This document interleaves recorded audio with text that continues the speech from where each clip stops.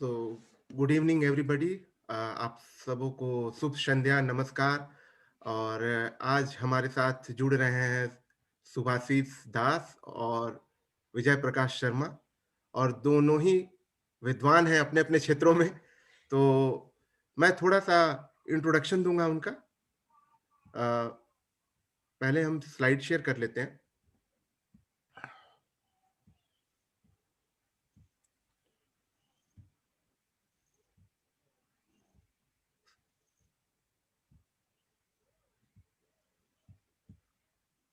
Sir, can you see the slides? Yes, I can, okay. but I don't have a PowerPoint. No need, because both of the speaker don't have any PowerPoint. I'm using it as a like a uh, एक थोड़ा सा set करने के लिए मैंने शुरुआत में use किया है इंट्रोडक्शन के लिए। All right. तो स्वागत है आप सभी का आज नॉलेरियंस के मंच पे, जहां आज जो वक्तव्य होगा और आज जो बातचीत करेंगे वो है काफी स्पेशल सा एक टॉक है हमारा, the enigmatic Sakaldwipis of India, Bharat में सकलद्वीपीय मग ब्राह्मण। और इस बातचीत के श्रृंखला में हम जाएंगे और जानने का प्रयास करेंगे विशिष्ट सूर्य उपासक ब्राह्मणों के समुदाय के संदर्भ में, जिसको विजय प्रकाश शर्मा जी कहते हैं सेक्रेड स्पेशलिस्ट, और सुभाषिस दास कहते हैं एनिग्मेटिक सकलद्वीपीज।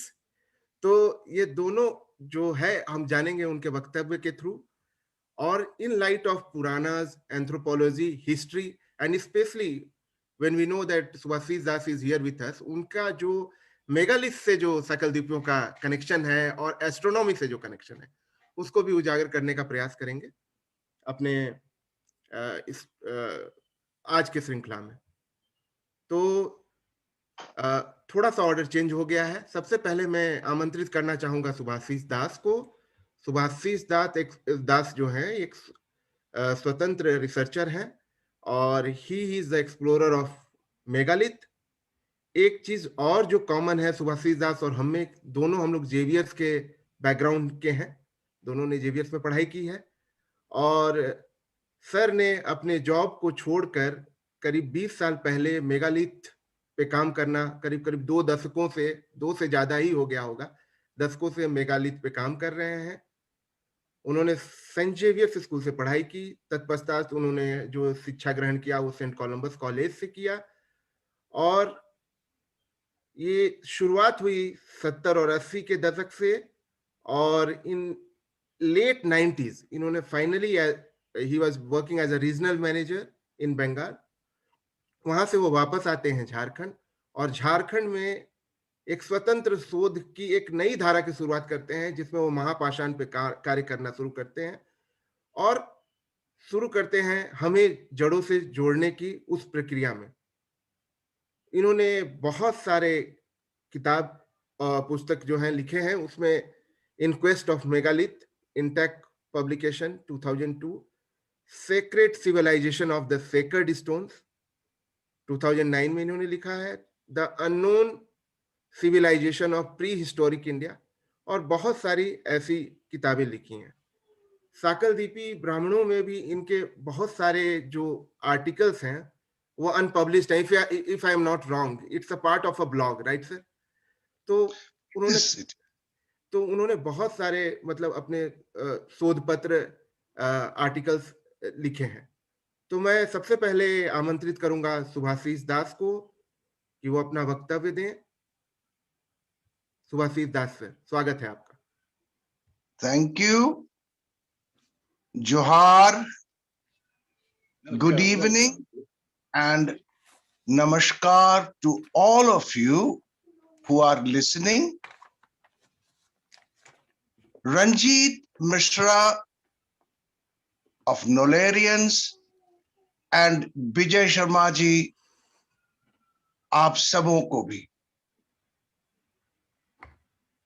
बहुत अच्छा लग रहा है कि आज मेरा ये टॉक मेरी अपनी शोध मेगालिथ्स पर नहीं है, एक ऐसा शोध जो I just stumbled into it. I never meant to do any research on Shakaldipi's, लेकिन हुआ ये कि मेगालिथ्स पर शोध करते करते, मेगालिथ्स जो आप जानते हैं आदिवासियों की महापाषाण है, इनके कब्र है, इनके मेमोरियल है, इनके मरने के पश्चात ये अलग अलग तरह के अलग अलग डिजाइन्स के पत्थर ये गाड़ते हैं all over the world, all over India, and even in my own home state of Jharkhand. The Mundas, the Oraos, the Asurs, the Hos, a little bit of Santals, ये सब मेगालिथ्स गाड़ते हैं. लेकिन प्रॉब्लम यह आया आज से करीबन 2 दशक के पहले, more than 20 years, I think 23-24 years ago, जब एक जगह मैं आके अटक गया कि मैंने देखा कि यह जो मेगालिथ्स है विदेशों की तरह यहां पर भी they were, I mean, many megaliths in India and in my home state खगोल से जुड़ा हुआ है. ये तो हम जानते थे विदेशों में ऐसा होता है. स्टोनहेंज एक बहुत ही महत्वपूर्ण एस्ट्रोनॉमिकल मेगालिथ्स है. इस तरह से इंग्लैंड में बहुत सारे, फ्रांस में, लेकिन हमारे देश में ये तो थोड़ा हम ताजुब हो गए. तो these sites became my study sites. तो लेकिन अनफॉर्चुनेटली जो प्रेजेंट सेट ऑफ ट्राइबल्स है, ऑस्ट्रो एशियाटिक या प्रोटो ऑस्ट्रोलॉइड जो ट्राइब्स है, इनमें इस तरह के खगोल हमें देखने मिला भी और नहीं भी. ये दोनों वो अलग डिस्कशन है, I don't want to do it now. तो हम ये खोज करने लगे कि इस तरह के मेगालिथ्स का निर्माण किसने किया, और उसी दौरान I came to know more of the Shakaldwipis. इसके पहले तो हम तो सुनते थे, यू नो, पीपल, मेरे बहुत सारे मित्र भी हैं जो शकलदीपी, जो कहते थे कि भाई हम लोग तो बाहर के हैं, हम लोग तो सुमेरिया के, वी बिलोंग टू ईरान. तो इस तरह से तो सडनली हमने 2+2 ऐड करना स्टार्ट किया कहीं. तो मैंने पाया कि ऑनेस्टली हो सकता है कि इन लोगों ने इस मेगालिथ्स का निर्माण, इस तरह के मेगालिथ्स का निर्माण न किए हो, लेकिन these sort of people were amazing. तो हमने पाया कि भाई they are among the most erudite and the scholarly of all the ancients. These people were known as the Shakdipis, Shakaldipis. कभी कभी इन्हें मग ब्राह्मण, मगही इत्यादि नाम से पुकारा जाता है भी आज भी. इन्हें भोजक ब्राह्मण भी कहा जाता था. हालांकि ये term is more popular out there in the west of India. तो मैंने देखा कि इस तरह के लोग, ये this community was primarily Brahmins, जो कि प्रीस्टली क्लास है. प्रीस्टली क्लास मतलब पुरोहित, पुजारी, इस तरह के क्लास से ये जुड़े हुए हैं. और मैंने देखा कि ये आयुर्वेद के अद्भुत ज्ञानी लोग हैं. They were not only Ayurvedic teachers, they were Ayurvedic practitioners. Bengal में इस तरह के लोगों को, इस कम्युनिटी को वैद्य कहा जाता है या वैद्य ब्राह्मण भी कहा जाता है. हालांकि not purely Brahmins, they're a little below the Brahmins Bengal में वैद्यों को. तो गरुड़ पुराण में हमने देखा कि इन लोगों को सूर्यांश कहा जाता है, क्योंकि ये लोग सूर्य के उपासक थे. आज भी है ये. तो इनके विषय में I began to learn, I began to read a lot. तो पढ़ते हुए हो सकता है इस दौरान हम शर्मा जी के भी बुक्स पढ़े हो, एग्जैक्टली हमें तो याद नहीं है। महान पंडित जी है, पंडित है हमारे विजय प्रकाश जी, इन्होंने भी बहुत सारे इस पर पुस्तक लिखे हैं। तो ये हमने पढ़ा कि भाई no set of people could have matched the knowledge of these Sakaldwipis. इनकी जो ज्ञान है मेडिसिन का, ये जो ज्ञान है आयुर्वेद का, एस्ट्रोनॉमी, खगोल, एस्ट्रोलॉजी यानी ज्योतिष विद्या, ज्योतिष शास्त्र, एंड फोरटेलिंग यानी भविष्यवाणी करना by reading all those this ज्योतिष किताबें। भाषा पर इनकी अलग अलग भाषाओं पर कमांड, म्यूजिक, भाई इतना ज्ञान, हाउ मच। ऐसे प्राचीन काल में जिस समय में जनरल पब्लिक को इतना ज्ञान हो नहीं सकता था, इनको कैसे ये ज्ञान प्राप्त हुआ इज स्टिल अ मिस्ट्री। ये रहस्य है ये। तो एक्चुअली में मैं बताऊं कि एक किताब मुझे गिफ्ट किया गया था, वो बंगला किताब था, और वो किताब साहित्य अकादमी अवार्ड भी जीता। किताब का नाम था शाम्बो। बंगला में शाम को शाम्बो कहा जाता है। ये किताब इतना अद्भुत और मेरे भीतर में इतना प्रभाव छोड़ा था जो आज भी I am not able to get out of it.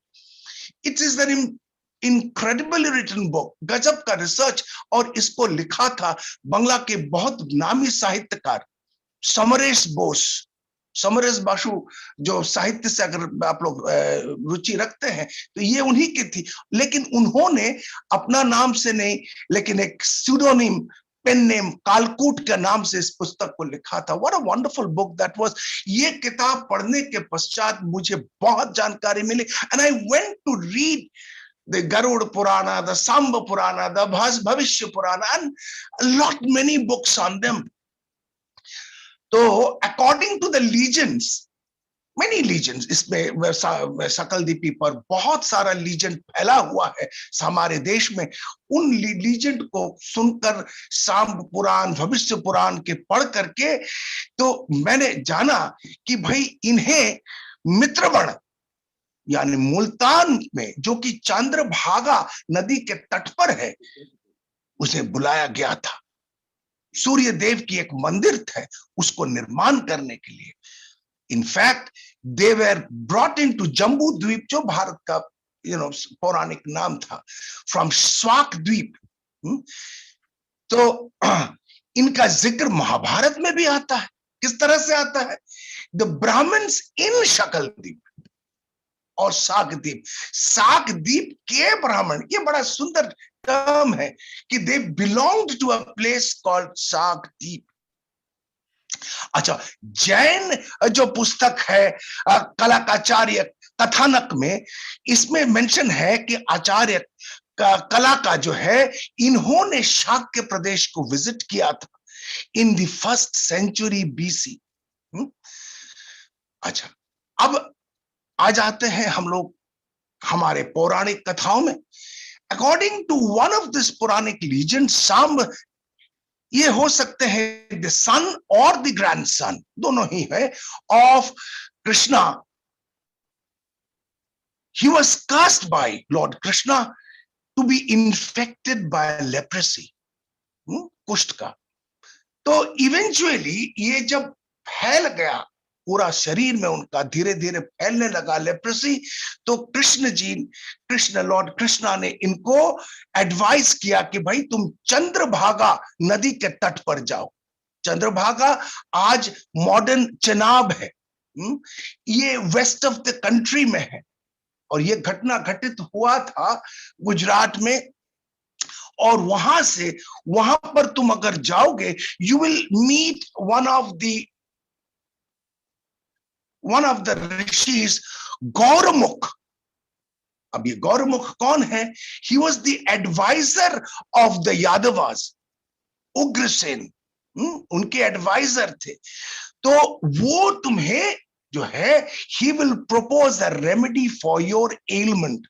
तो सांब जो है अकेले on foot he began to travel, और ये पहुंच गए और वहां जाकर के उन्होंने देखा वन ruined सन टेम्पल, एक टूटा हुआ, जो कि ओरिजिनली सॉरी ये गौरमुख जी से भी मिले, जो ऋषि गौरमुख उनसे भी मिले। उन्होंने बताया कि ये जो है मंदिर जो है शाकदीपियों ने इसका निर्माण किया था। जो मग, जिन्हें मगी भी कहा जाता है, जिन्हें यहाँ का राजा लेकर के आया था, फ्रॉम शाक देश से इसको लाया। तो ये लोग तुम्हें तुम्हारी इस रोग का मदद कर सकते हैं। तो सांब ने पूछा, हे ब्राह्मण, आप मुझे उनके पास्ट हिस्ट्री के बारे बताइए। तो गौरमुख ने बताया कि the first of the Brahmins of the Shakas was called Sujiva. उनकी एक बेटी हुई निक्षुभा, जो बहुत खूबसूरत थी, जिसको देख सूर्यदेव बहुत आकर्षित हुए। And the both were attracted towards one another, and eventually Nikshubha became pregnant, and she gave birth to Jarashabda. और यही माना जाते हैं कि यही माने जाते हैं that he is the founding father of the Magh Acharyas. So after building the sun temple here, the Maghis had returned to their homeland in Shak. एक झगड़ा हुआ था दोनों में। तो गौरमुख ने बताया कि आप जो है शाक देश जाइए और उन्हें वापस लाइए, और उनके द्वारा इस मंदिर का पुनर्निर्माण कीजिए। And as because they are immensely knowledgeable people, not only in temple building, not only in sun worship, but they are amazing medicinal healers. तो आपका ये जो डिजीज वही क्योर कर पाएंगे। तब सामने कहा कि ब्राह्मण, मैं कैसे इन्हें रिकॉग्नाइज कर पाऊंगा? तो गौरमुख ने बताया कि हे शाम, इनके कमर में एक पवित्र belt, they were a particular belt in Shak. Shak प्रदेश में, इस शाक द्वीप में खास किस्म के बेल्ट पहनते हैं जिसे अवयंग कहा जाता है। इसे जो पहनते हुए देखोगे तो यही तुम्हारे वो मग लोग हैं, मग ब्राह्मण है। तो Samba compiled and he trekked to Shak देश। माना जाता है कि जो पांडव का जो पथ है महाप्रस्थान का, जो अभी उत्तराखंड में माना गया है थ्रू हिमालयस, वही पथ इन्होंने भी लिया। अच्छा, उस समय शाकदीप को जो है मेधानिति या मेधातिथि नामक एक राजा रूल किया करते थे। ये जो है प्रियव्रत हम लोग जानते हैं कि मनु के वो सेकंड सन है। अब ये कौन नंबर के मनु है? हम लोग जानते हैं देयर आर 7 मनुस। ये स्वयंभू है या कौन से मनु है एग्जैक्टली हम कह नहीं पा रहे, but he was the second son of Manu, Priyavrat के बेटे हैं।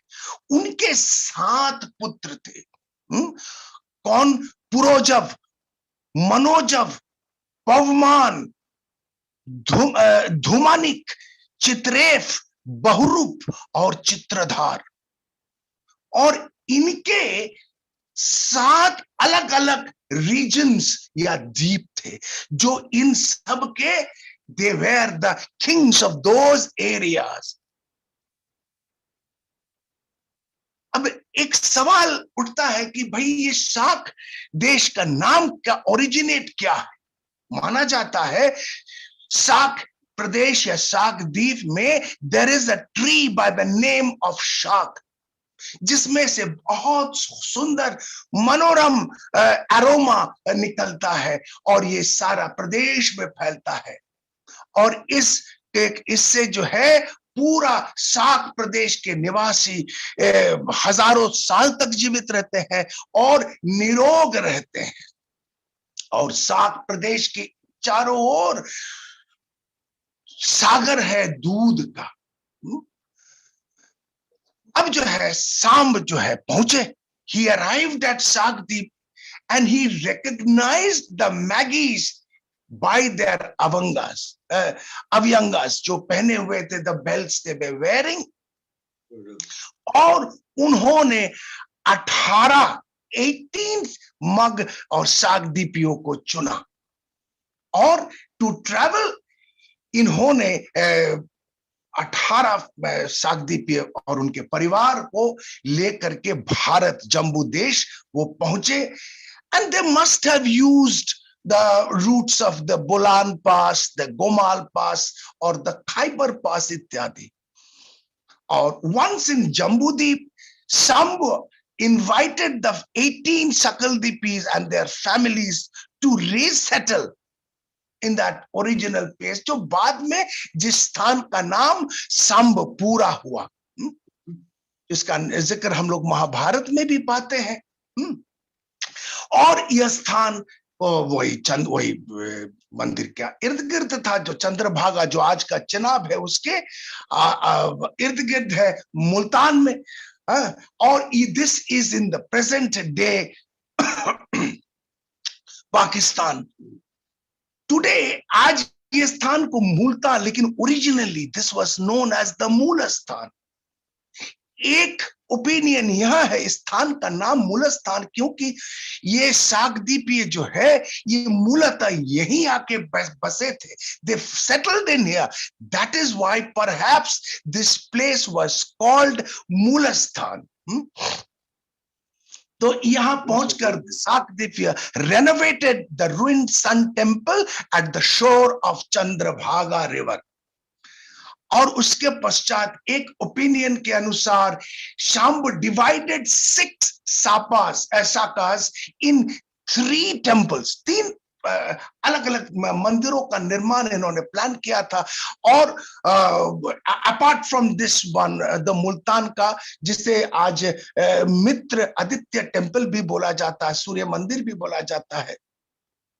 लेकिन अकॉर्डिंग टू वन ओपिनियन इन्होंने बाकी 2 भी निर्माण किया। एक उन्होंने निर्माण किया मथुरा में और अंत में उन्होंने निर्माण किया कोणार्क में। और जो मथुरा है, अच्छा पहले जो कोणार्क का है, that is known for the rising sun, Udayachal. और मथुरा का मध्यचल और अंत में जो मुल्तान का जो मूल स्थान का जो मंदिर है, that was known as the Astachal. लेकिन इसमें भी डिबेट है क्योंकि एक दूसरा ओपिनियन के अनुसार मुल्तान को 12th division माना गया है मंदिर। That means the Sakaldipis had built 11 more temples. The 12 is the segment of the sun's hour, you know, the सूरज के division of the suns। तो ये एक है। तो the Multan Aditya temple is also known as the Mitra Sun temple। आज ये टूट गया है, तोड़ दिया गया है। मित्रा ये जो टर्म है, this is Indo Iranian in origin.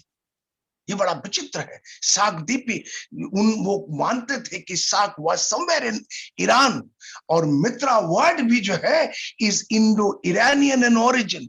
Mitra तो एक वैदिक देव भी है, इज वैदिक गॉड। इनका सिनोनिम है मेहर ईरानियन में, जो कि इंडिया में दिस इज मिहिर। तो मैं इसका एक मेहर का एक फोटो आप लोगों को दिखाना चाहूंगा। वैसे तो I have not got the power point नहीं है, तो मैं कोशिश करता हूं इसे कैसे दिखाया जाए। Oh yes, I can show it in this way. Yes, ये देखिए, you can see it.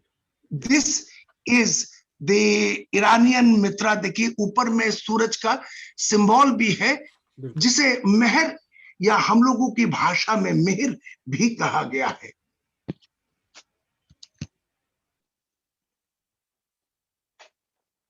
Alright,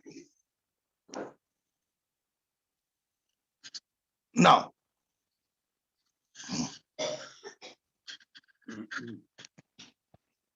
और मित्र तो आप लोग जानते ही होंगे, एक तो दर्जन जानना लगी तो सामने मित्र, आप लोग जानते ही होंगे कि ये एक जो देव है टर्की के बोगासकोई में, जो हम लोगों को जो टैबलेट मिला था वो संस्कृत में लिखा हुआ मिला था, स्क्रिप्ट नहीं, स्क्रिप्ट तो शायद यूनिफॉर्म था, लेकिन आई डोंट एग्जैक्टली रिमेंबर, हो सकता है यूनिफॉर्म हो, but the language was Sanskrit. और ये एक ट्रीटी थी बिटवीन द फाइटिंग मितानीज और हिटाइट्स इसके बीच में, और इसमें इस वैदिक गॉड्स को इन्वोक किया गया था, जिसमें इंद्र थे, वरुण थे, और एक गॉड ये मित्र भी थे, ये वही मित्र है। आप सोच सकते हैं ये घटना बोगासकोई टर्की की है। Alright, now let us come down. अब कोणार्क जो है, जहां पर जो ईस्ट ऑफ इंडिया में स्थापित है, जो हमने अभी पहले बताया कि वहां पर भी बड़ा गजब, ये देखिए कंपैरिजन देखिए कि आपका मुल्तान के में भी आपका चंद्रभागा नदी जिसके तट पर ये मंदिर है, और कोणार्क के में भी आपका चंद्रभागा नदी। ये गजब का इन लोगों की प्लानिंग आप जरा सा गौर करें। अच्छा, अब Samb in the meantime had accompanied the scholars to all these places, and the Sakaldipis, the monks, were treating Samb, and eventually he was completely free of his ailment. और ये completely free हो गए। In due course of time in लोगों ने बहुत सारे सन temples का निर्माण इंडिया में किया इन लोगों ने, और ये लोग इवेंचुअली एक स्थान पर आकर के बसे, ये मग लोग, जिस स्थान का नाम माना जाता है बाद में मगध पड़ा। इनके कारण, because Magadh, if you split it up, ये मग का लोगों का डी था, डी माने स्थान, मगडीहा से मगध शब्द का उत्पन्न हुआ। लेकिन ये ब्राह्मण में एक, अगर हम लोग देखते हैं कि कैटेगरी ऑफ ब्राह्मण्स में नॉर्दर्न ग्रुप को माना गया है गौड़ ब्राह्मण, जिसमें उत्कल, गौड़, सर्वस्ता, सर्वस्ता और कान्यकुब्ज और मैथिली ब्राह्मण में मिलते हैं। इसमें बड़ा ताजुब की बात है कि हम लोगों को शकलदीपियों का इसमें जिक्र नहीं मिलता है। एनीवे, इसके पश्चात जो है हम लोग देखते हैं कि there has been a gradual inflow of the Mags. बहुत सारे हिस्टोरियंस, स्कॉलर्स ये मानते हैं कि ये साक सीथियंस होंगे, हो सकता है, लेकिन मेरा एक प्रश्न है, सीथियंस को भी साक माना गया है। देखिए, भारतवर्ष में 3 तरह के साक का जिक्र मिलता है। एक तो जो कि नॉर्थ ईस्ट में गौतम बुद्ध के जो लोग हैं, ये भी साक है, they were the Sakas। और बहुत सारे ये भी माना जाता है कि they had also come down had originated from these Sakas। दूसरा, they are Scythians। एक चीज, अगर सीथियंस है तो मेरा एक प्रश्न उठता है, द सीथियंस जो पेस्टोरल होमलैंड्स है इसमें, जो सेंट्रल एशिया में, they are famous for their kurgans. The Kurgans were the burial mounds of the Scythians. They were very, very ferocious people, fighters. लेकिन अनफॉर्चुनेटली यहां पर हम लोगों को उस तरह के कुर्गन माउंड देखने को तो नहीं मिल रहा। हो सकता है, हम ये नहीं कहते कि Scythians may not be the Sakas, they could be the Sakas. Much more research is needed on these.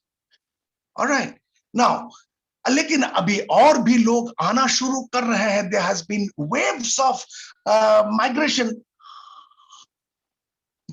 शाक्तीय के ट्रेडिशन के अनुसार they have 72 principalities. गढ़ और पूर्स, बड़ा ही रहस्यमय चीज है ये पुर।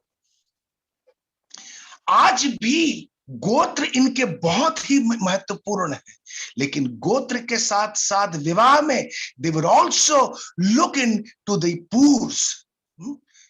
और ये पूर बहुत ही महत्वपूर्ण है, बिकॉज मैं चाहता हूं कि जो यंग है ये they must open up the India map of India and just find out the alignment of the पूर्स। बिकॉज अगर ये एस्ट्रोनॉमी में इतने इंपॉर्टेंट पारदर्शी थे तो इनके पूर्स भी अलाइंड होंगे। They must have been built in their alignments. तो therefore और तो ये जो पूर्स है 72 पूर्स। अब हम थोड़ा सा एक और ट्राइब की ओर जाना चाहेंगे, संथाल। भारतवर्ष के ये सबसे प्राचीन और सबसे सेकंड लार्जेस्ट ट्राइब है, ऑस्ट्रो एशियाटिक प्रोटो ऑस्ट्रोलॉइड जाति है। ये संथाली बोलते हैं, नॉन एरियन भाषा है, ऑस्ट्रिक नॉन एशियन भाषा, जिसे हम लोग आग्नेय भाषा भी कहते हैं। इनकी भी होमलैंड हिहिरी पीपरी नामक स्थान है कि जो हर एक संथाल से अगर आप पूछेंगे, मैं बहुत सारे संथाल गुरुओं से और स्कॉलर से मिला हूं, उनका भी मानना है कि their original homeland is also in present day Sumeria, present day Iraq. और ताज्जुब की बात है कि इनके गांव में भी अलाइनमेंट्स देखने को मिलता है, नंबर 2। और नंबर 3 देखिए, अगर सकल द्वीपीस को भी मग कहा गया है, MAG और मगी भी कहा गया है, Santhals are also known as Majhi. Similarity है, बहुत अधिक सिमिलैरिटी है। ये हम नहीं कह रहे कि दोनों एक ही जाति है, no no no no, they are different absolutely. One are the pure breed of Aryans and the Santhals are pure breed of Austro Asiatic people. लेकिन ये नाम का बड़ा गजब का सिमिलैरिटी है, मगी एंड द माजी, अरे माजी, ये बड़ा सिमिलैरिटीज है। हालांकि संथाल लोगों में भी गजब का एस्ट्रोनॉमी देखने को भी मिलता है। अच्छा, अब हम थोड़ा सा सन टेम्पल्स के ऊपर बात करेंगे। हम अगर कहते हैं कि सकल द्वीपीस पुजारी है, सूर्य उपासक है, उपासक का अर्थ यहां पर हम लोगों को समझना पड़ेगा।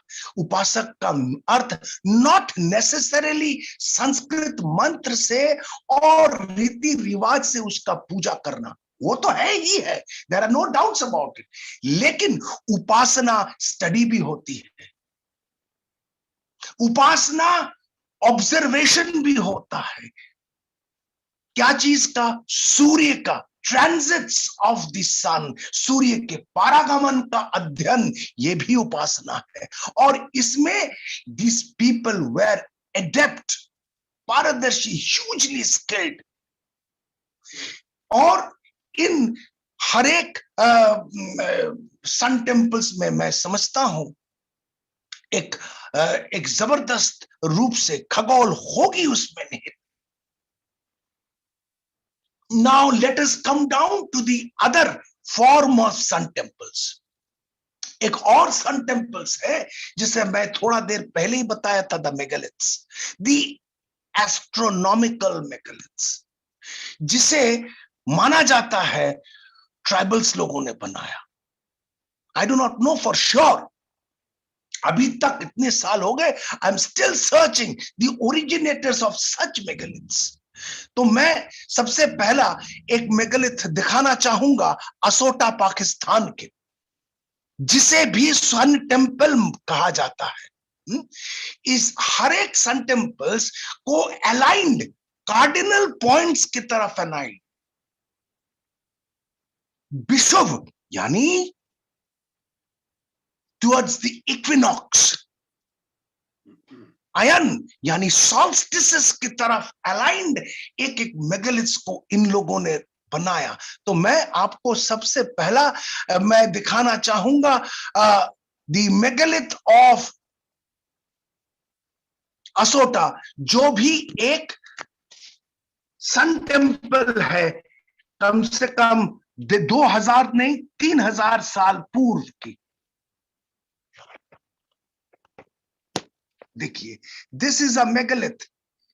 ये ऐसे तो लगता है खाली पत्थर है, इसमें देखने का क्या है? हर एक पत्थर को अकॉर्डिंगली ये स्थल भी चूज किया गया है इन अकॉर्डेंस टू एस्ट्रोनॉमी, खगोल के अनुसार। और इसे आज भी पाकिस्तान में असोटा का सन टेम्पल का दर्जा मिला हुआ है।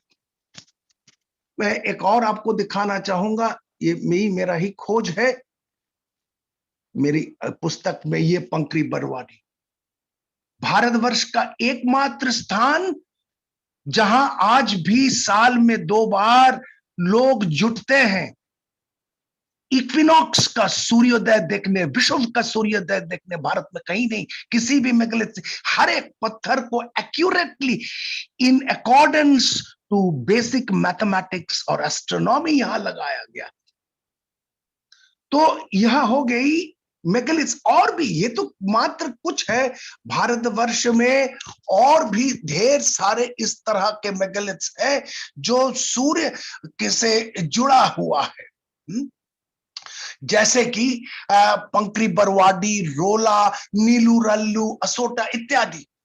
तो देयरफॉर 2 तरह के सूर्य मंदिर प्राचीन काल से आज तक जीवित है भारतवर्ष में, 2 पैरेलल। एक के विषय जो हम जानते हैं, जो सकल द्वीपीय द्वारा निर्मित है और जिनके पुजारी सकल द्वीपी ही हैं, और दूसरा इस तरह के मेगालिथ जिसके विषय हम शायद नहीं के बराबर जानते हैं।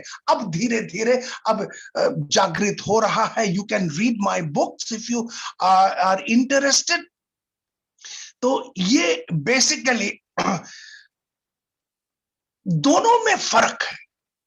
फर्क यह है कि मेगालिथ की जो एस्ट्रोनॉमी है वो ऑब्जर्वेशनल है, सूर्य के पारागमन, लेकिन शाकद्वीपीय की जो एस्ट्रोनॉमी है ये सिद्धांतिक एस्ट्रोनॉमी है। ये वेदांग ज्योतिष जैसा ही है, लेकिन और भी इम्प्रोवाइज्ड है। ये वेदांत सिद्धांत यानी this is all calculation, this people were so good in calculation. हम इस पर और भी थोड़ा बाद में चर्चा करेंगे। अब let us discuss a bit about their homeland. तो भाई ये बड़ा शाकद्वीपीय मग, ये भाई where is this place? Let us have a talk.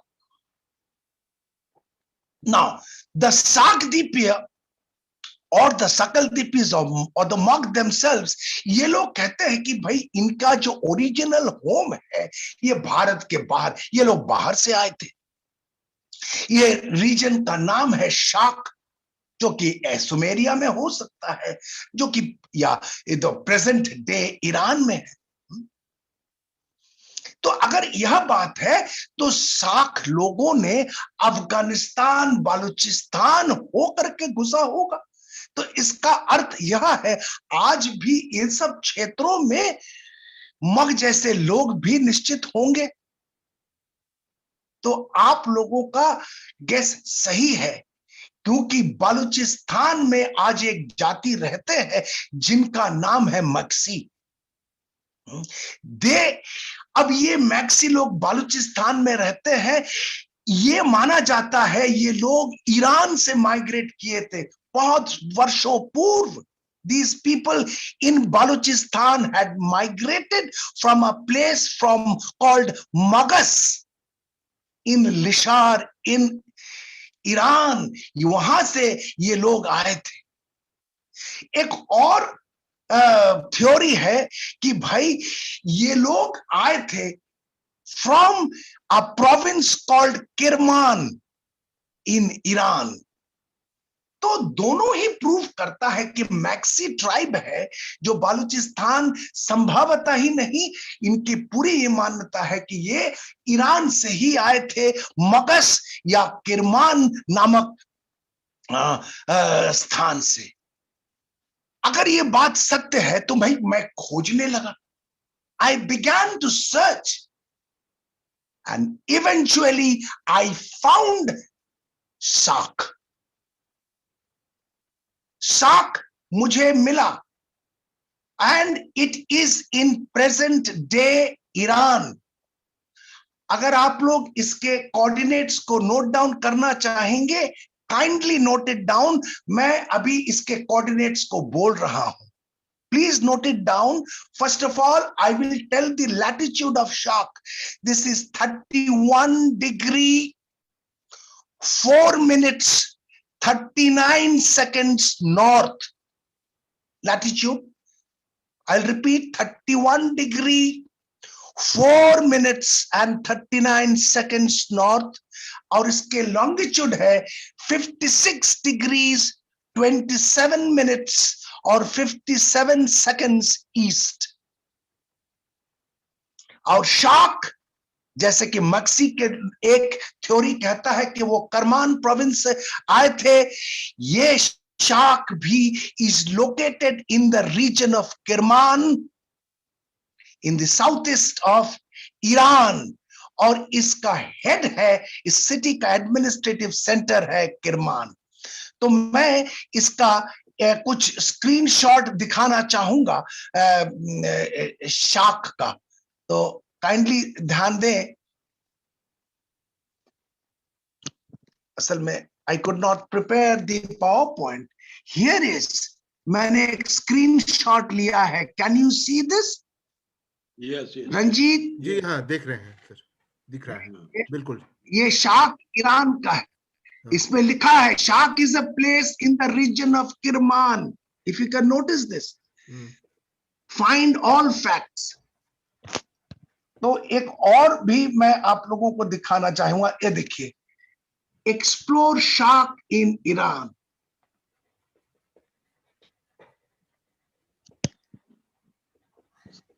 तो देयरफॉर अगर ये लोग कह रहे हैं कि ये लोग ईरान से आए हैं, शाक नामक देश से आए हैं, तो ये सत्य है, यही तो है शाक। अब इस पर अधिक रिसर्च की जरूरत है, because I find this very interesting. Now the youngsters must come out and delve themselves into the research of this thing। अब हम लोग एक बाइबल की कहानी, ये तो हर कोई जानता है बाइबल की कहानी। मेरे ख्याल से हर एक शाकदीपी भी इस जो मग है इस विषय में जानते हैं, लेकिन फिर भी मैं इसे यहाँ कोट करना चाहूंगा कि मैं फिर से बताना चाहूंगा कि worshipping of sun does not mean, would not mean only कि मंत्र और जो कर्म से ही आइडॉल की वर्शिप है किया जाना ही है। वर्शिप का अर्थ पूरा का पूरा चर्चा, ज्योतिष चर्चा, खगोल चर्चा और उसका फोरटेल करना, ये सब भी तो सूर्य पर ही निर्भर है। तो यह काम ये मग लोग अति असाधारण तरीके से किया करते थे। They were famous all over the world during the time of Jesus Christ।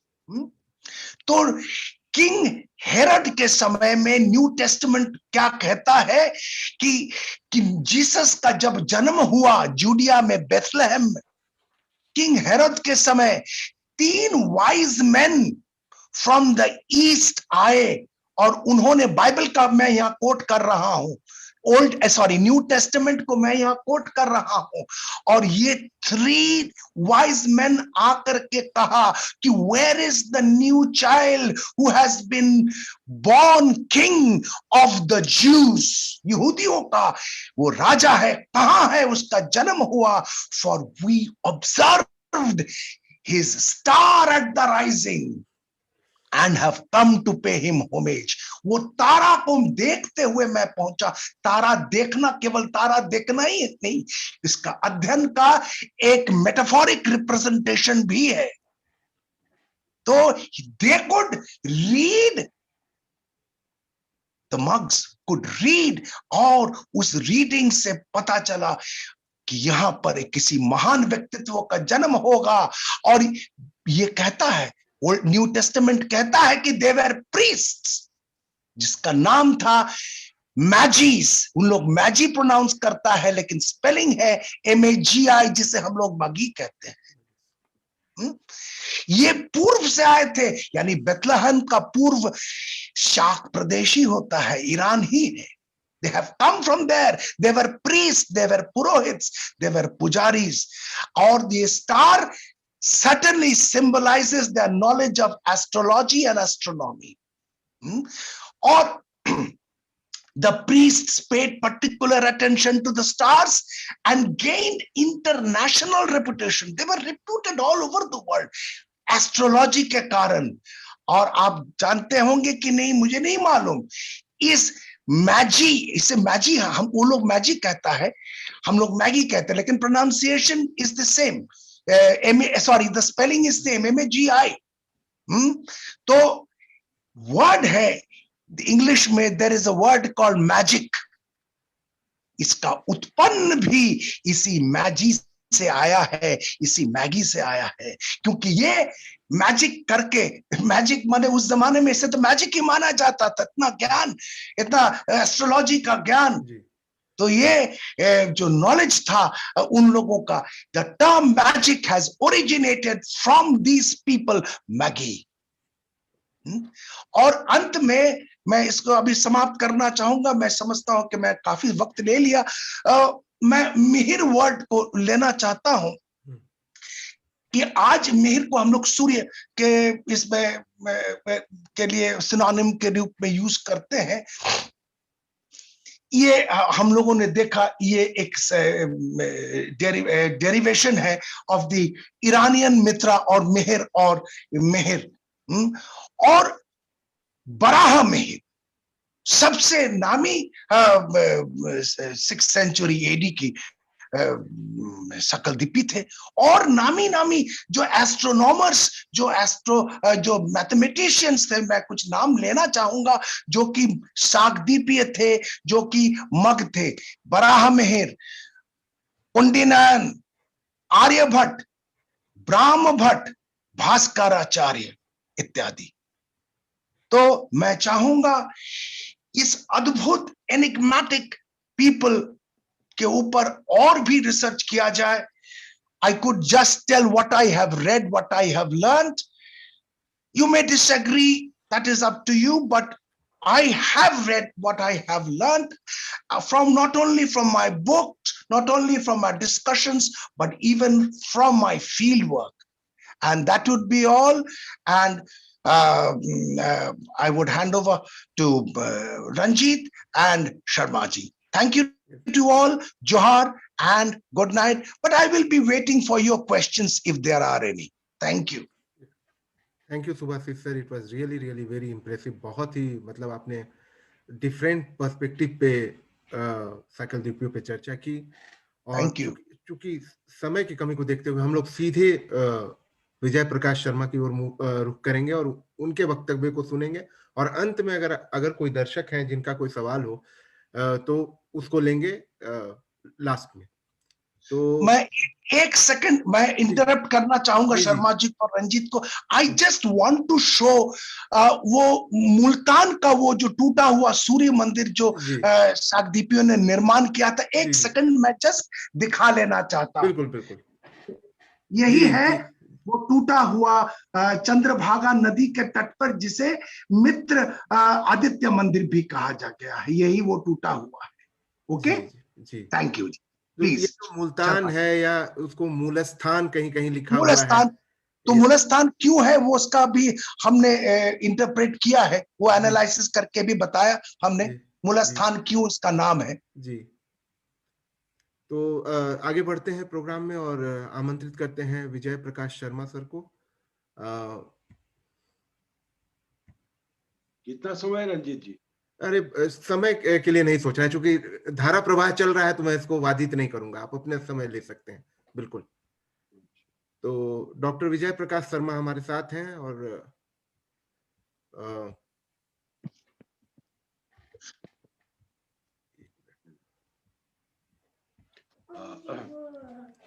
Thank you मैं डॉक्टर रंजीत मैं फॉर आपका इनवाइटिंग कोई मी। इंट्रोडक्शन नहीं दे रहा हूं, लेकिन आप अपना इंट्रोडक्शन सर स्वयं दे सकते हैं, थोड़ा सा दर्शकों के लिए। As I know him as a social anthropologist, and he is a very celebrated social anthropologist.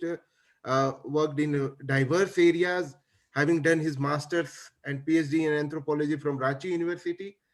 इन्होंने फिर काफी समय तक रांची यूनिवर्सिटी में अपना योगदान दिया। फिर गुरु घासीदास विश्वविद्यालय में रहे। फिर इन्होंने वैद्यास के ये डायरेक्टर हैं। तो सर को मैं आमंत्रित करूंगा कि वो अपना वक्तव्य दें। विजय प्रकाश सर। धन्यवाद रंजीत जी। जी, At the outset, I would love to thank Subhasis Das ji. Ji, thank you. What I wanted to say, he has already said. So I agree with him, yes, and he has done very extensive reading and research. And I was also not aware till his Punkri Barwadi excavation in 1912, which he reported on Facebook, on internet. So from there I learned that the megaliths were erected in Jharkhand by the Sakadipis or the Maghas, 3000 BC. So this was a new dimension to think for me. तो अब हम यहाँ से शुरू होते हैं। अब कुछ मेरे लिए बचा नहीं है इतिहास पर बोलने के लिए, फिर भी मैं कुछ बात करना चाहता हूँ। बिल्कुल, स्वागत है। सुभाषिस जी ने एक दो अच्छे प्रश्न उठाए कि वो साइथियंस आए थे, वो भी मग थे, सकाय थे, वो भी मग थे। साइथियंस मग नहीं थे। he is correct that Scythians were not Maghas. And the Saks and Hund who came here, there is still a controversy, has not been established. So that remains to be discussed again afterwards. There are two types of mythology and history of the Maghas' arrival in India. Bharat में मग और साकदीपी ब्राह्मण के आगमन की जो कथाएं हैं वो हमें दो स्रोतों से प्राप्त होती हैं। पहला स्रोत है हमारे माइथोलॉजिकल पुराणाज, जिनसे ये कहानी प्राप्त होती है। उसमें सबसे पुराना जो पुराण है उसका नाम है सांब पुराण।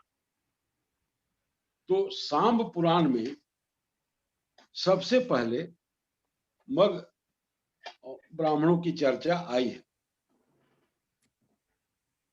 तो अगर हम देखें, इनके आगमन को देखें, तो सामान्यतः हम लोगों को तीन तरह का प्रवाह मिलता है जो सागरद्वीप से जम्बू द्वीप या भारत आया। पहला तो हमें मिलता है ग्रीक के प्रथम ईसा पूर्व प्रथम द्वितीय शताब्दी में पहलवन कुषाण काल में हो, ऐसा प्रतीत होता है। और फिर इसके बाद मगों का आगमन भारत में कई धाराओं में, many streams. It was not that only they were called at the time of Sham, the son of Krishna, but before the Krishna, the son of Krishna's disease, they were here in India, in the western side of the country, known as Gojika. तो वो एक पहली धारा थी। दूसरी धारा शाम के समय आई और पहला जो शाखा मनीषी का आक्रमण काल था, उस समय इनका पहला आगमन, यह पहली लहर थी।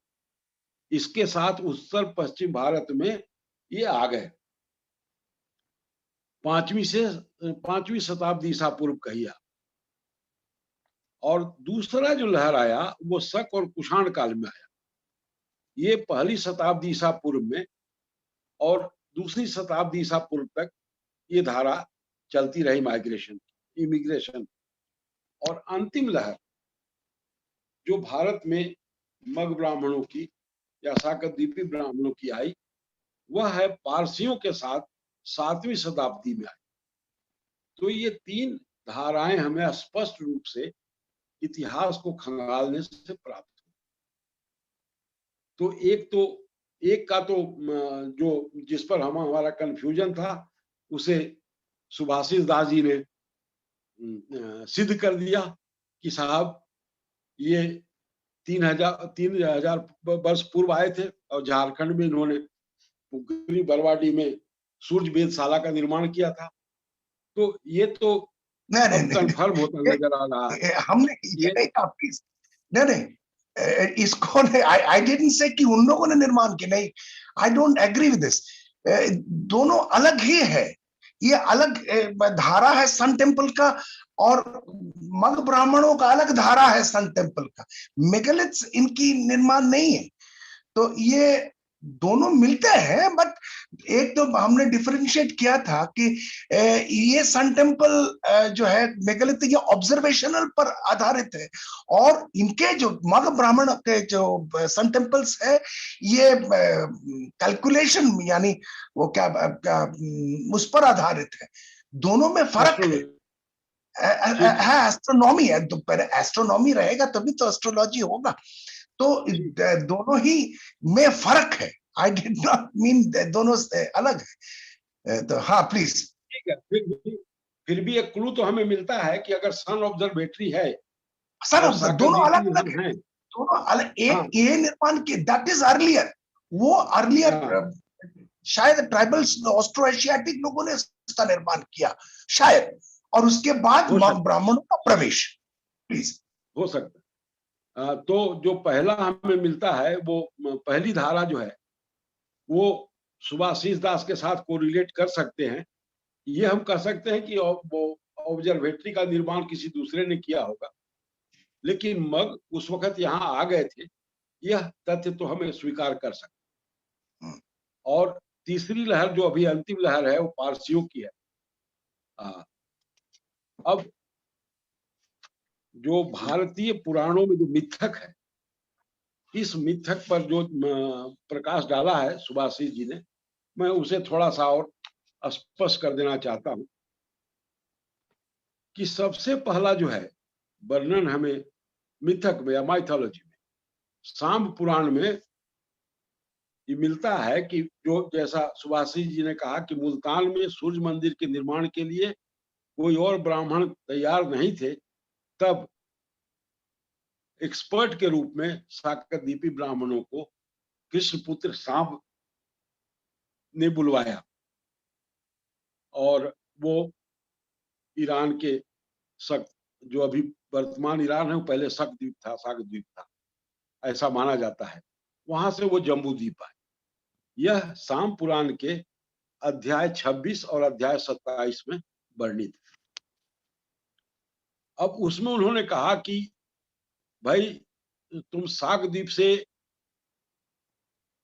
शाम को कहा गया कि तुम अपने सूर्य से पूछो वो क्या कहता है। तो सूर्य ने उन्हें बताया कि तुम साकद्वीप से मेरी पूजा में दत्तचित ब्राह्मणों को जम्बू द्वीप में ले आओ।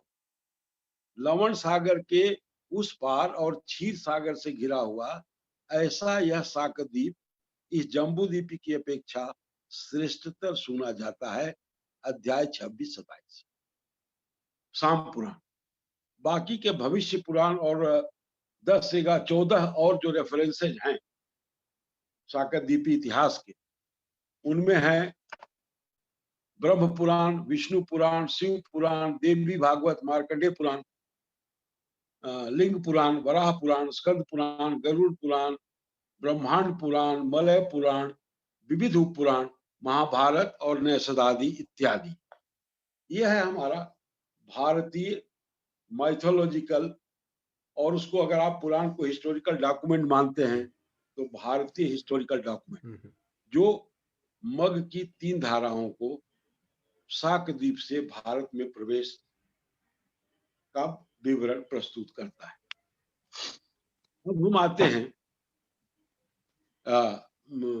सुभाष जी ने बताया कि 18 परिवारों को लाया गया था और उनको यहाँ बसाया गया और वो 72 पुर बनाए गए। उन्होंने एक और अच्छी बात बताई कि चंद्रभागा नदी कोणार्क में भी है और चंद्रभागा नदी मुल्तान में जी। लेकिन वस्तुतः मग पहले मुल्तान वाले चंद्रभागा नदी के तट पर आए और ग्रेजुअली वो उड़ीसा में आए जहाँ चंद्रभागा है। और कोणार्क मंदिर में, कोणार्क का जो सूर्य की मूर्ति अगर आप देखेंगे तो वो लंबे जूते पहने हुए और लंबा कोट पहने हुए कुछ उनकी मूर्ति है, जो इस बात का द्योतक है कि यह ईरानियन एलिमेंट है इंडियन कल्चर में। So means the Konark temple also give witness that the Iranian element has entered into India through the Sakadipis or the Mag। Orissa में मग व्यक्ति नामक एक पुस्तक है जिसमें इसका विशद वर्णन है कि कैसे कैसे उड़ीसा में हुआ है। ये कृष्णदास मिश्र की किताब है जिसको बहुत ही कोट किया गया है हमेशा से। इसके बाद हमारे पास मग साहित्यकारों ने जो साकद्वीपी हैं उनके बहुत सारे विद्वानों ने बहुत सी पुस्तकें लिखी हैं। अभी हाल में जो पुस्तक आई है उसका नाम है पुण्यार्क मगदीपिका। ये देखिए, ये पुस्तक है पुण्यार्क मगदीपिका जी। तो ये 2019 में, 18 में आई है शायद। पुण्यार्क तो कोई सूर्य मंदिर है ना, पुण्यार्क पुंडारक, ये बिहार में कहीं पे। पुंडारक अलग है, ये पुण्यार्क एक विद्वान है गया में। अच्छा अच्छा अच्छा, पुण्यार्क जी जी। तो वो बहुत लिखते पढ़ते रहते हैं। तो उन्होंने इसमें जो गोत्र और पुर की बात सुभाषिस जी ने कही है जी जी, उसके सारे डायमेंशन उन्होंने अपने पुस्तक में दिया है कि कितने पुर हैं, कैसे कैसे हैं। वो 72 से लेकर अब 116 तक उनकी गिनती होने लगी है, लेकिन ओरिजिनली 72 ही है। और इनमें गोत्र एक्सोगैमी है, सॉरी गोत्र एंडोगैमी है और पुर एक्सोगैमी है। ये अपने पुर में विवाह नहीं करते, गोत्र में कर सकते अगर पुर डिफरेंट हो तो। सुभाषिस जी ने ये बात कही थी इसलिए हम इसे बता देते कि ये गोत्र एंडोगैमी है, सॉरी गोत्र एंडोगैमी है और पुर एक्सोगैमी, बहिर्विवाह। इसके बाद मुल्तान आने के बाद इन लोगों ने सूर्य मंदिर बनवाए और ये मुल्तान तक नहीं रुके, वहां से ये भारत के विभिन्न भागों में बढ़े। एक गरुड़ की कथा सुनाते हैं लोग कि गरुड़ उनको लेकर के गए और मगध में का जो राजा था, मगध में बहुत ही दरिद्र था, लोग रो रहे थे, हाहाकार था। तो गरुड़ से ऊपर से देख के लोगों ने कहा कि हमें यहीं उतार दो, लेकिन गरुड़ की ये शर्त थी कि अगर आप बीच में उतरेंगे तो आपको फिर हम लोग साकद्वीप नहीं पहुंचाएंगे। यह एक दंत कथा है। तो अगर ऐसा माने तो इस दंत कथा के अनुसार वो मगध में रुक गए, मगध में, आज का मगध नहीं, मग नहीं, उस जमाने का मगध जो एक भारतवर्ष का जो सबसे बड़ा क्षेत्र था। उस मगध में रुक गए। और मगों के नाम पर मगध का नाम नहीं पड़ा सुभाषी जी, क्योंकि मगध जो था वो महाभारत काल में भी था, जरासंध था, उसके पहले भी राम के युग में भी मगध की चर्चा है। तो मग के नाम पर मगध नहीं पड़ा, लेकिन हाँ, मग भी एक फैक्टर है मगध को जानने का। अब हम आते हैं कि साकरद्वीपियों में सूर्य पूजा की शुरुआत कैसे हुई। एक बहुत बड़े आर्कियोलॉजिस्ट है पटना यूनिवर्सिटी के, वासुदेव उपाध्याय, उन्होंने अपनी किताब प्राचीन भारत में मूर्ति विज्ञान जो 1982 में छपा था, उसके पेज नंबर 116 124 पर उन्होंने साकरद्वीपी द्वारा निर्मित सूर्य मंदिरों की चर्चा की है। और तब उन्होंने कहा है कि भारत में जो भी सूर्य मंदिर हैं उन पर ईरानियन एलिमेंट का प्रभाव है, और वो केवल साकरद्वीपीय। बराहमिहिर की चर्चा की सुभाषिस दास जी। बराहमिहिर ने यह प्रेस्क्राइब कर दिया था कि सूर्य मंदिर का निर्माण केवल और केवल मग या साकरद्वीपी ब्राह्मण ही करवा सकते हैं। इस प्रेस्क्रिप्शन के अनुसार अभी तक सूर्य मंदिर का निर्माण उन्हीं सूर्य पूजकों, मग ब्राह्मणों, या जिनको यूरोपियन मैगी कहते हैं। आपको एक अच्छी सूचना दूं कि ये जो मैगी थे साकरद्वीप में, ईरान में, विश्व के सभी धर्मों में ये मैगी फैल गए। क्रिश्चियनिटी में, बुद्धिज्म में, जैन में, और सब जगह ये पुरोहित बन गए। यह एक इनका चमत्कारिक गुण है। तो आप ऐसा नहीं कह सकते हैं कि क्रिश्चियनिटी में नहीं घुसे, ये वहां भी घुस गए। और क्रिश्चियन के कुछ धर्म पुरोहित जो थे, उन्होंने इनका विरोध किया है कि मैजिशियन थे, ये काला जादू करते हैं। लेकिन उस वक्त के किंग ने अब अर्धरात्रि में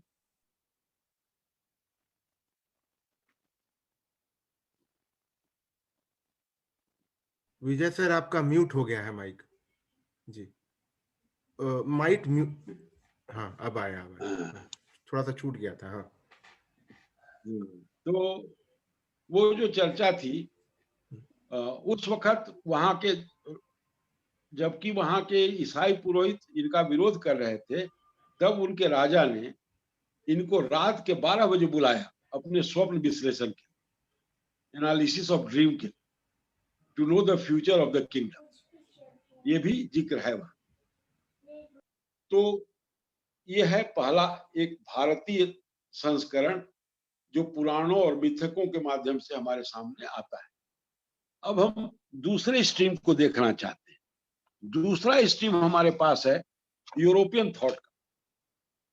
उसमें साकरद्वीपी नहीं है, वहां मैगी है और मग है। तो अगर उस यूरोपियन थॉट के अनुसार हम देखें तो हमें मिलता है कि जो मोस्ट इंपॉर्टेंट इमिग्रेशन हुआ है हिंदुस्तान में, वो महाभारत काल में ही हुआ है। शाम के माध्यम से जो कथा है वो यूरोपियन लिटरेचर में भी मिलती है। ये मैगी ब्राह्मण का प्रविष्ट हुआ। ग्रीक हिस्टोरियन हेरोडोटस, जो 485 से 425 ईसा पूर्व में था, उसने मैगी संबंधी अपनी जानकारी दी है। और जैसा सुभाषी जी ने कहा था कि हेरोडोटस ने उन्हें मेडिस के 5 सामाजिक वर्गों में एक माना था। मैगी भारत में उस समय के आदिवासियों तथा समन तथा भारतीय ब्राह्मणों के समकक्ष। एक समन की घटना है, कहानी का जिक्र है उसको, कि यहाँ के आदिवासी जो समन कहलाते हैं, समन मतलब आदिवासियों के पुरोहित, द कल्ट ऑफ शैमनिज्म, तो उसमें भी आए।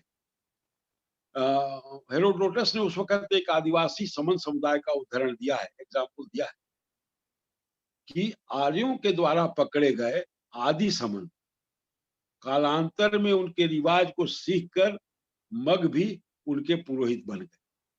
तो ये बात मतलब बाद में विचार के लिए होगी कि सुभाषी जी ने जो संथाल के साथ चर्चा की है उस पर आगे रिसर्च की जरूरत पड़ेगी।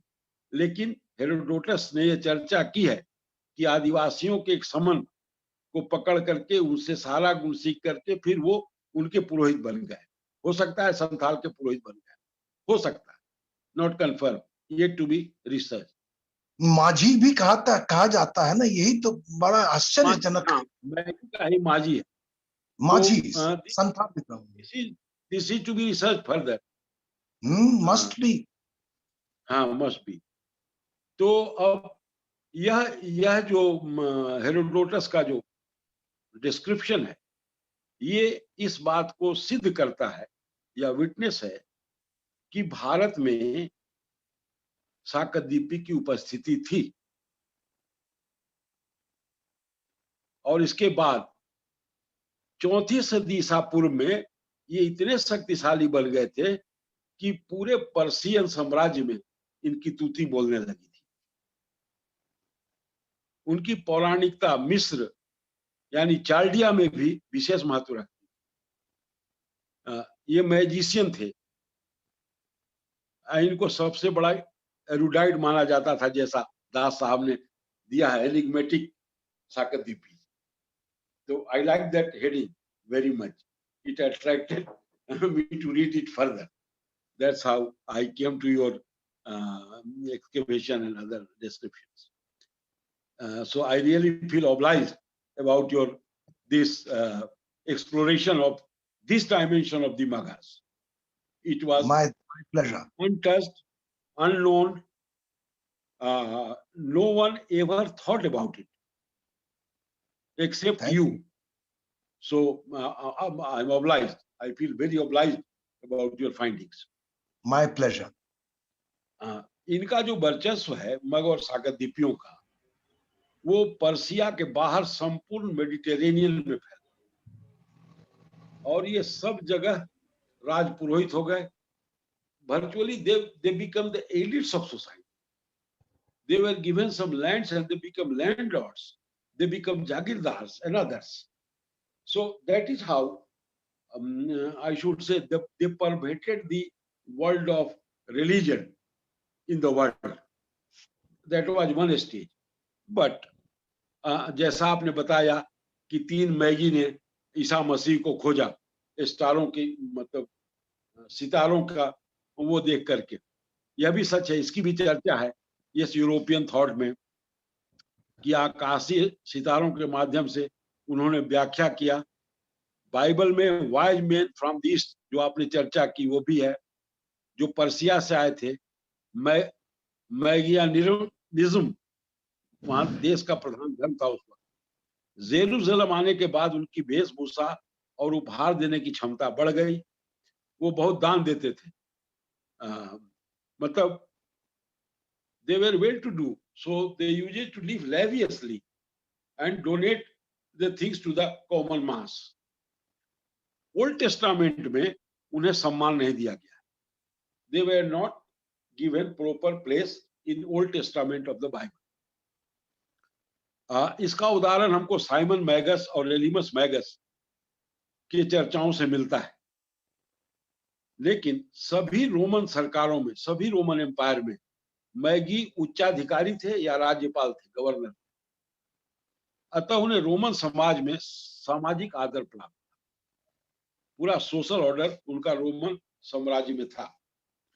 इतना सब होते हुए भी इतिहास में कुछ लोगों ने इनके इस एलिटिसिज्म पर प्रश्न उठाया है, क्वेश्चन किया है। यहूदी विचारक फिलो 20 ईसा पूर्व से 50 ईसा पूर्व ने कहा कि मैगियों ने जादुई कला को दूषित कर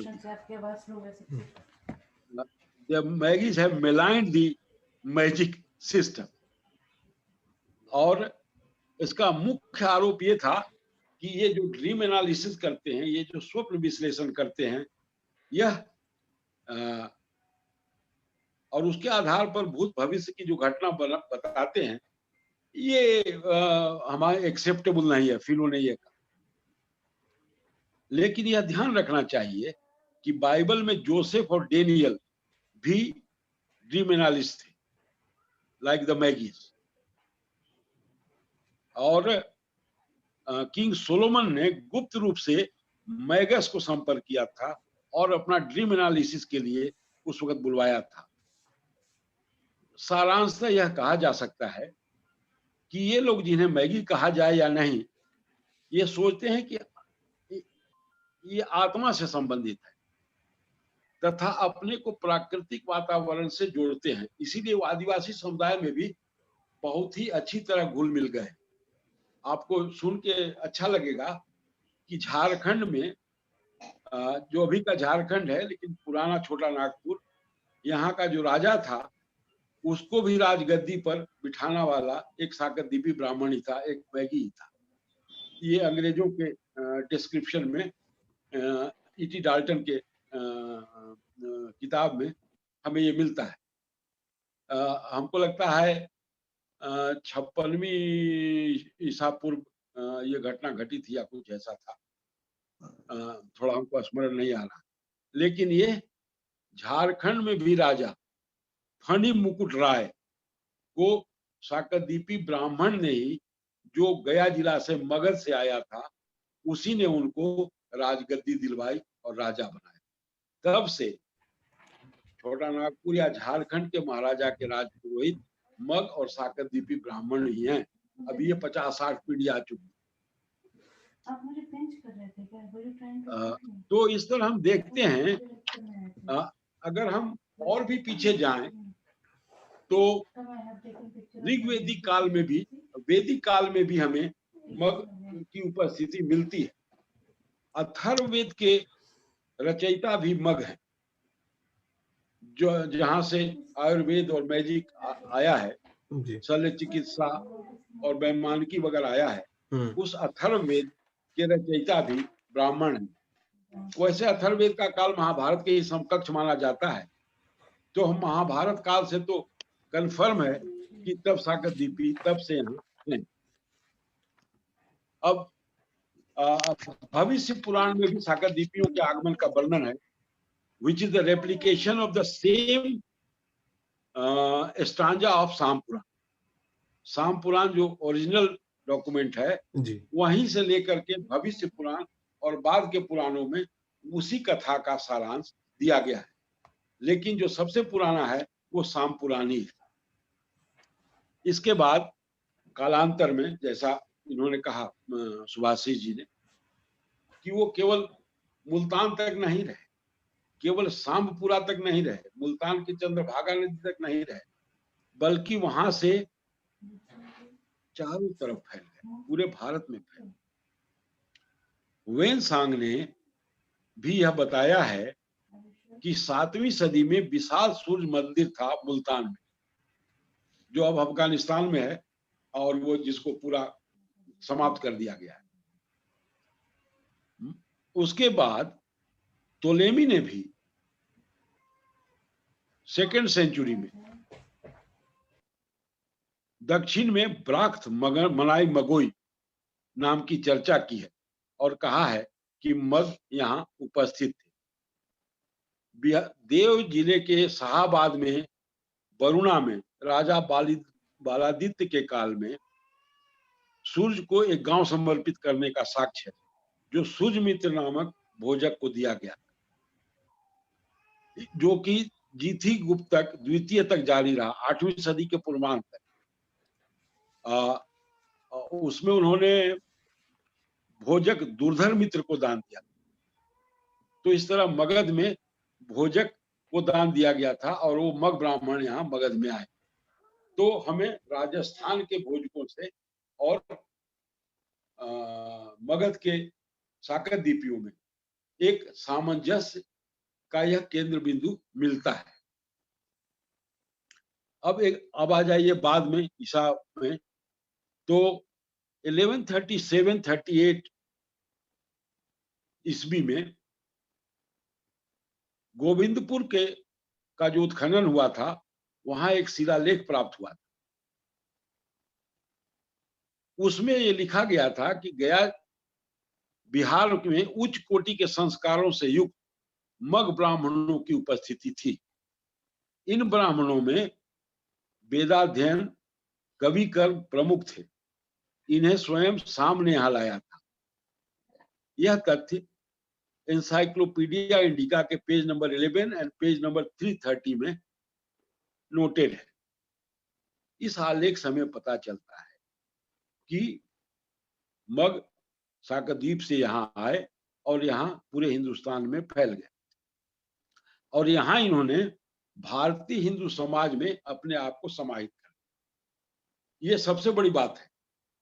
वहां से यहाँ आए और यहाँ का जो सोशल स्ट्रक्चर था, यहाँ का जो कल्चर था, क्योंकि उनके पास गोत्र सिस्टम नहीं था, ऋषियों की परंपरा नहीं थी, यहाँ के गोत्र और ऋषि परंपरा से उन्होंने अपने आप को जोड़ लिया और ऐसा जोड़ लिया कि अब उनसे उनका निकालना कठिन है। अब इसके बाद यहाँ उन्होंने हिंदू नाम, रीति रिवाज, संस्कार सब ग्रहण कर।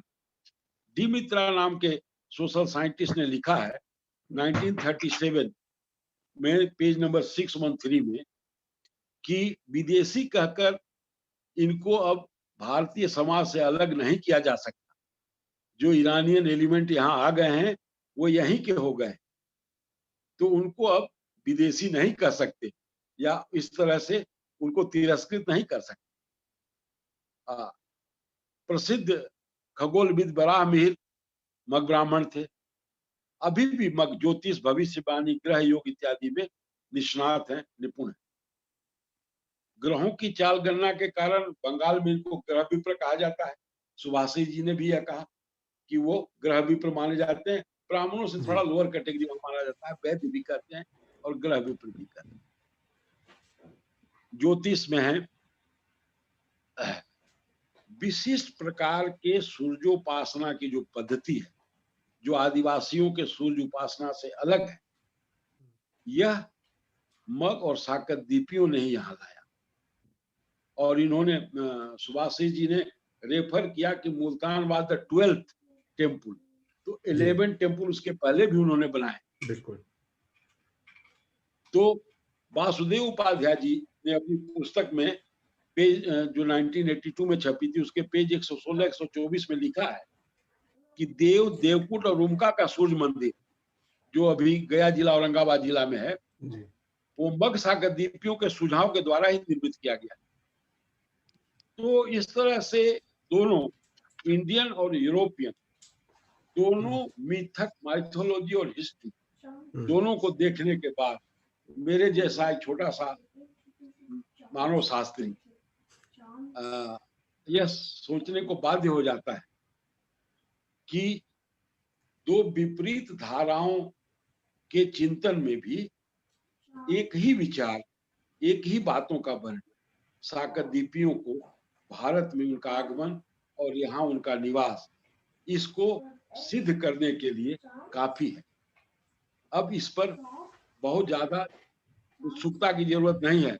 अब जरूरत है सुभाषिस जी का जो डायमेंशन है जी, मेघालय, मुझे लगता है कि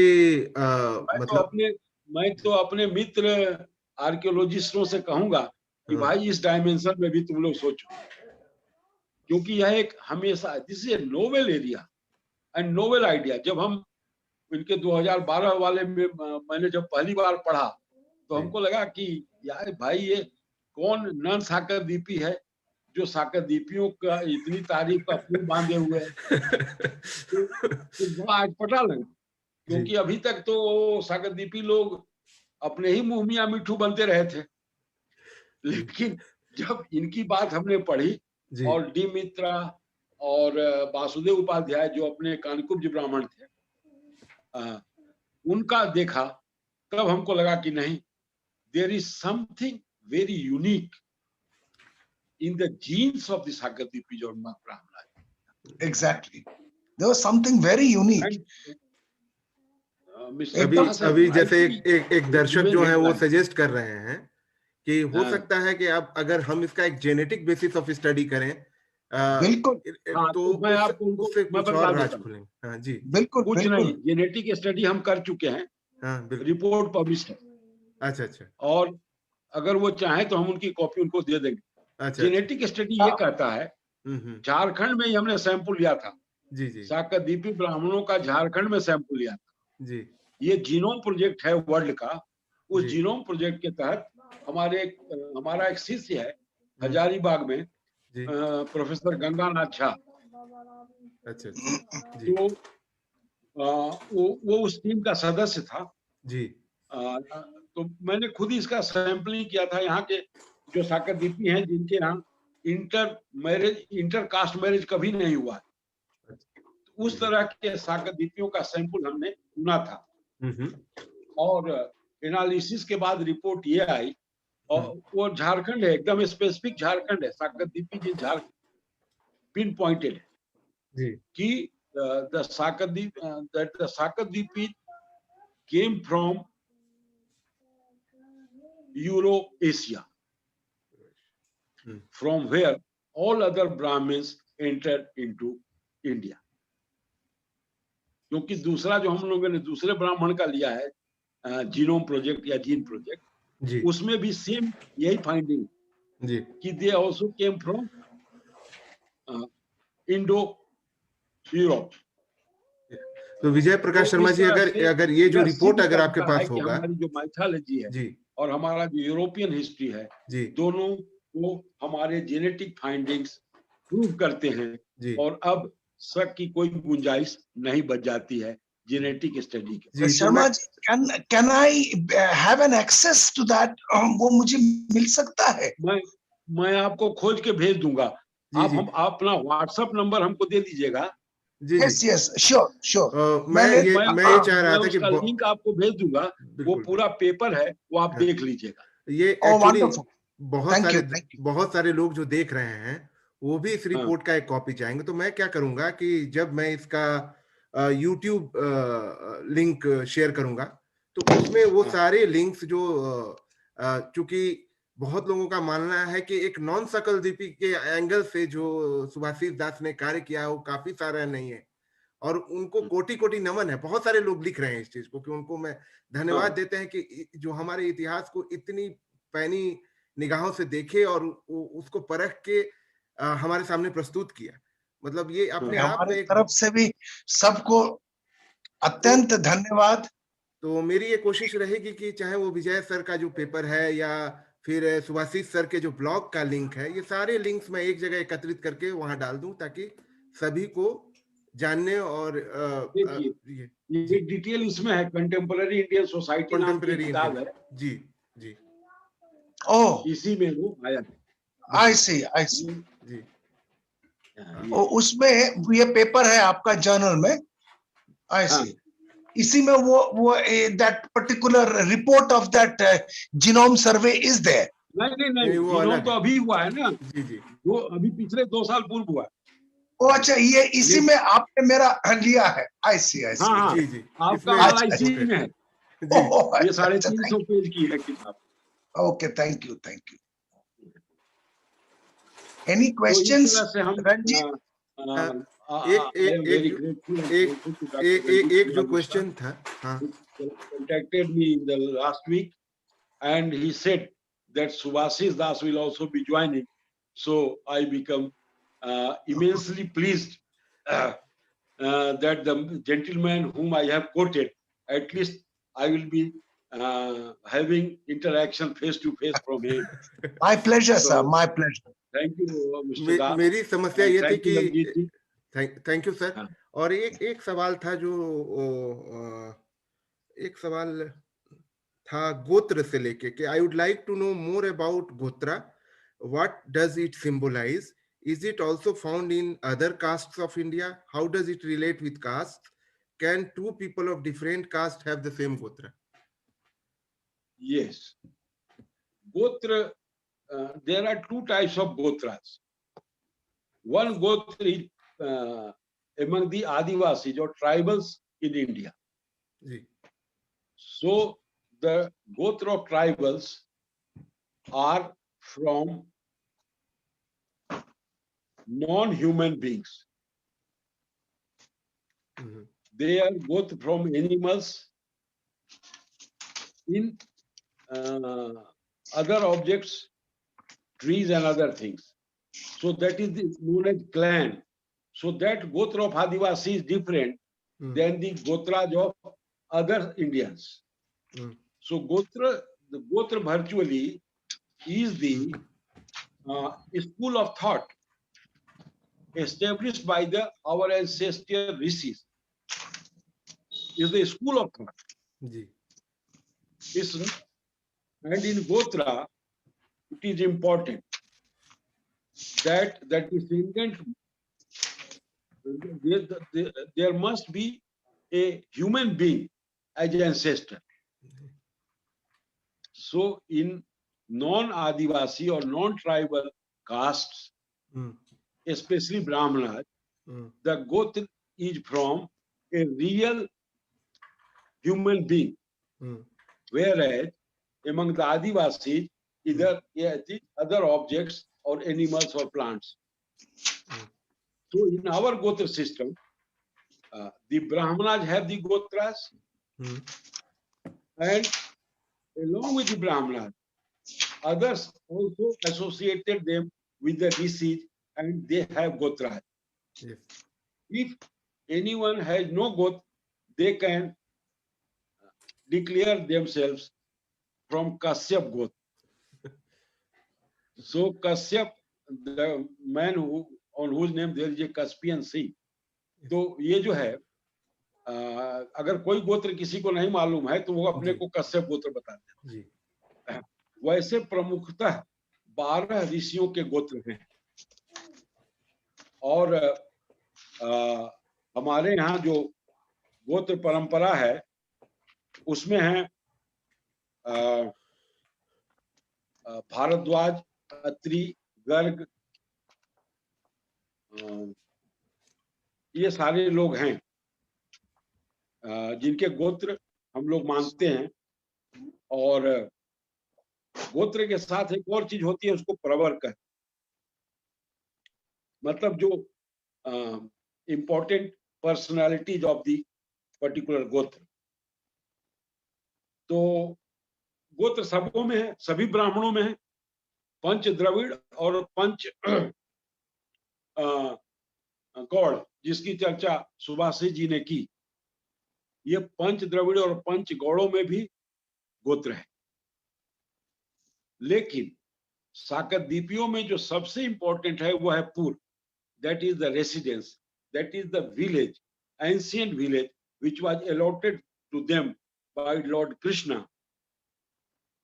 to carry on their livelihood in India. So that is the important. And all those 72 puras, means the villages, are in the Magad region, in the Gaya district. For example, there is a pur known as Mauliar. ये भोजपुर के गया और गोया जिला में। एक दूसरा पुर है पुण्यार, ये पंडारक पटना में है। एक तीसरा पुर है मार्कंडेयार, ये गर्ग में है, देवकुली गया में है। दूसरा है बालार, ये भी देवकुली गया का है। लोलार, ये भी देवकुली काशी का है। उसी तरह से महुरसिया है जो आजमगढ़ में है। देवडीहा है जो गया में है। गुलसैया है जो सिवान छपरा में है। गुंडार्क है जो गोह गया में है। गुलसैया है जो गंगटी औरंगाबाद गांव है। हरहसिया है जो हुसैनगंज में है, सारण में। इस तरह 72 जो गांव है वो आइडेंटिफाइड विलेजेज हैं, जिनका लिस्ट हमारे पास है। ये पूरा अच्छा, ये हमें कहीं मिल सकता है क्या इसका लिंक, ताकि जो लोग जानना चाहते हो उनको वो बुक का लिंक या नहीं, पूर तो it is available, they know it. पूर के विषय में हमने देखा है मेजॉरिटी ऑफ दिस ये they know it. Now regarding Ranjit, regarding the gotra of the tribals, तो थोड़ा सा इसमें हम ऐड कर दें। इन्होंने बहुत सुंदर बताया, शर्मा जी ने बहुत खूबसूरत तरीके से एक्सप्लेन किया। I am so happy, I learn so many things from him also. तो इसमें ट्राइबल वाली जो बात है आदिवासियों का, इसका देखो किली होता है। हम लोगों का जैसे 12 गोत्र सब ऋषि के नाम पर है। तो यहाँ पर उन्होंने सही बताया, Killi, they are known as the Killis. अब ये 2-3 चीजों में डिवाइडेड होंगे, रेप्टाइल्स होंगे, बर्ड्स होंगे, एनिमल्स होंगे। एक मुंडा विल हैव 72 किलीस, 72 गोत्रस। जी गोत्र इन दैट वे नहीं है, जी इट इज, इसमें भी वही है, because the tribals are exogamic unlike the Hindus, लेकिन यहाँ पर they will also have trees. और उस गोत्र का अगर है, जैसे उस गोत्र का अगर है, तो उस गोत्र का वो एनिमल, उस ट्री, उस बर्ड को वो कभी नहीं मारेगा, कभी खाएगा। जैसे कि हम लोग अगर चंद्रगुप्त का ले लेते हैं, मौर्य, बिकॉज ये तो अभी भी डिस्प्यूटेड है, मौर्य है क्या चीज। 10 तरह के स्कॉलर्स, 10 तरह का ओपिनियन है, क्या ये मौर्य यानी पिकॉक से जुड़ा हुआ है। ये भी एक है, हालांकि इसलिए पिकॉक न मारने की भी प्रथा थी, लेकिन देख डिड दैट। तो ये है ट्राइबल्स का। Any other questions Ranjit? Right now, I don't think any question is there, and we have exceeded our time limit. But it was, मैं कहूँगा कि इतना सारगर्भित और इतने विस्तार से मैंने आज तक कोई भी शांति से इस विषय पे बातचीत नहीं सुनी है। एक्चुअली मुझे ये सौभाग्य नहीं मिला है। तो ये एक अपने आप में मतलब अद्भुत संयोग रहा कि सुभाषिस दास आए और विजय प्रकाश शर्मा जी आए और अपना वक्तव्य दिए। लेकिन इस प्रोग्राम को अंत करने से पहले मैं सुभाषिस दास का वही कोट यूज करूंगा जो कि विजय प्रकाश शर्मा ने अपने जो बुक चैप्टर है उसमें भी उठाया है, और उसके लिए मुझे एक बार फिर स्क्रीन शेयर करना पड़ेगा। मैं स्क्रीन शेयर करता हूं और शायद इसको वर्ड बाय वर्ड रिकॉग्नाइज करेंगे।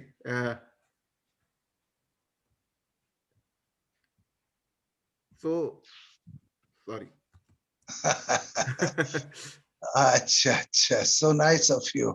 तो ये उनके पेपर से कोटेड है, विजय सर के पेपर से, और वो लिखते हैं कि जो आपके द्वारा जो लिखा गया है कि among the most erudite and scholarly of all the ancients were the Sakaldupis or the Sakaldupi Brahmins, also known as the Magas, Mag Brahmins or simple Magis. No set of people could have matched their knowledge of medicine, metallurgy, astronomy, astrology, language, geodetics, you name it, at that time when most of the world has reeling under the obscurity of illiteracy. Where from they had acquired such eruditeness is a mystery. One should bear in mind that being sun worshippers, to my understanding, wouldn't necessarily mean ritualistic oblation of the sun, but also its observation and study.